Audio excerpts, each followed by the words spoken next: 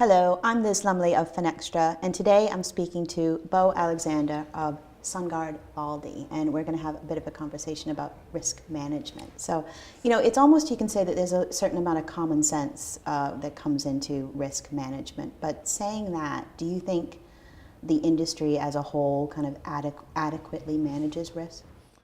I believe that there are individual pockets within the industry, whether it be by asset class, by a trading unit, industry participant level, that are adequately covered. I think that when we look at the overall global markets and individual regions, that there still are some rather large gaps in terms of risk management capabilities, overall exposure, and just overall impact to simple economic news and factors that would happen that could still have adverse impacts on the markets as a whole.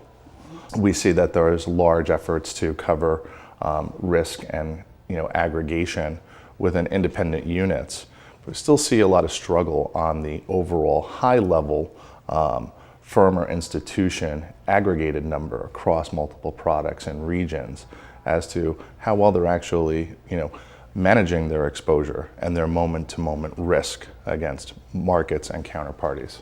So, but what are some of the common problems that firms are facing, and are they even aware of these? I think that one of the biggest problems that market participants have today is probably an over-reliance on technologies. Many times, firms are using or relying on risk controls, pre-trade risk monitoring, that is coupled and built within another technology that has a primary function, whether it be smart order routing, market access, order management itself. Coupling and building risk controls on top of those types of functionalities to serve a regulatory purpose or to serve a control purpose lends itself to failure with the amount of changes that are constantly introduced into software based on regulation, based on competitive advantage, and a firm's business model. Having your risk controls embedded in a continuously changing software really lends itself to the propensity that if the software fails, so do your risk controls. So we look at it more or less, or our view is that risk management should really be an independent process, something that isn't an afterthought for another function or technology. It really should be an independent audit, technology auditing technology, so that a firm and an institution is actually safeguarded against the impact of devastating market conditions.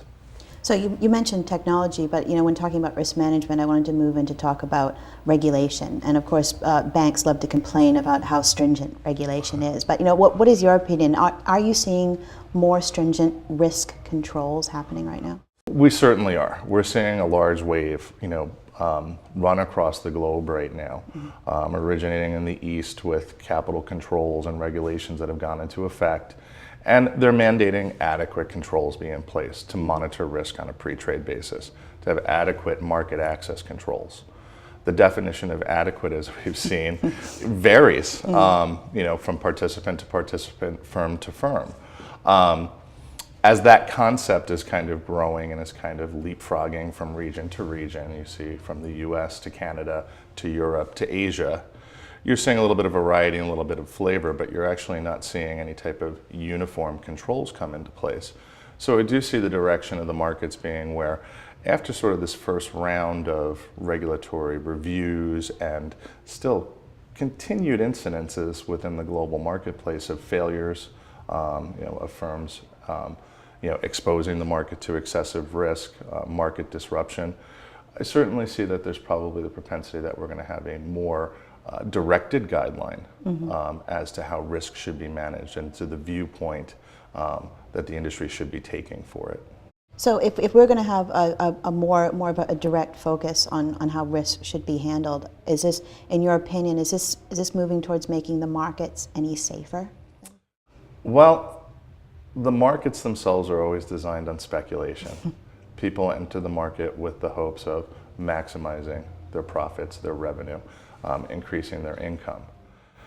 For somebody to be successful and somebody to be the winner, somebody always has to be on the other side of that and be the loser.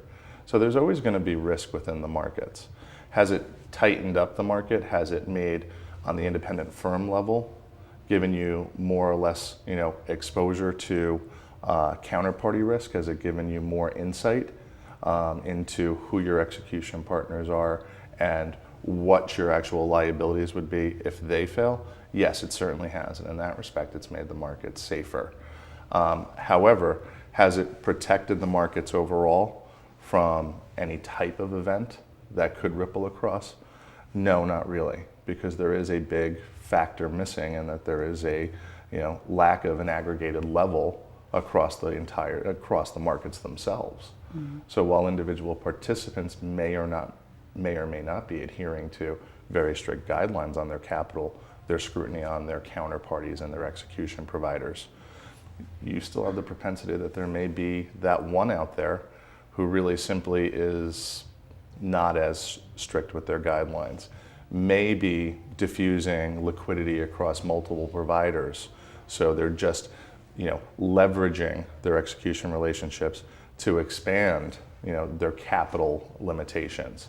So there really is still sort of that hole. And until we see sort of a more consolidated viewpoint of individual market risk, I think that the industry still does have some liabilities. We'll see what happens. Excellent. Thank you very much. Thank you.